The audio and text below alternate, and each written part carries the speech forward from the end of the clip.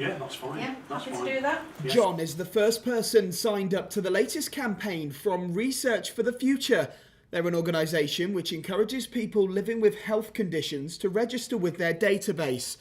Patients can then be contacted about clinical research being conducted into their condition.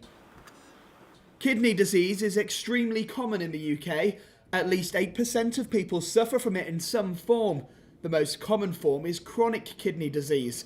That means the kidney will deteriorate slowly over time. A big cause of that is diabetes. Mine started from the heart. I had arterial fibrillation, and I was being treated at the Alexandra Hospital. And Richard Levy said he wanted me to come to Salford Royal to have my kidneys checked out, because it does affect kidneys as you go on further on with the disease. And I come to Salford Royal, to the renal unit, and I've been monitored now for quite some time. I have got a deteriorating condition, but it has stabilised.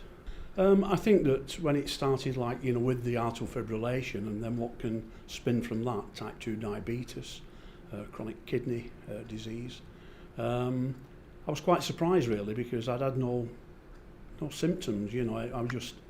I thought kidneys was about passing water, and I had no problem in that area.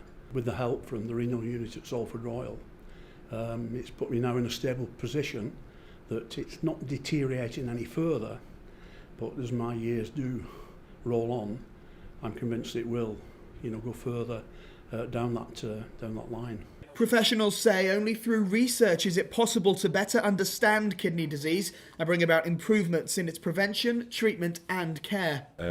There's a lot of ongoing research, but we still do not know how to predict in many people whether they are at risk of rapid loss of kidney function over time or remaining stable for a long period of time.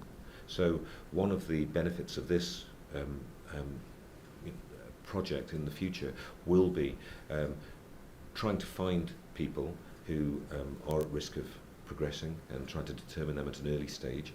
So the excellent thing about this new database is that people will be able to make themselves known to the team, that they would be available for future research studies that might be appropriate for them.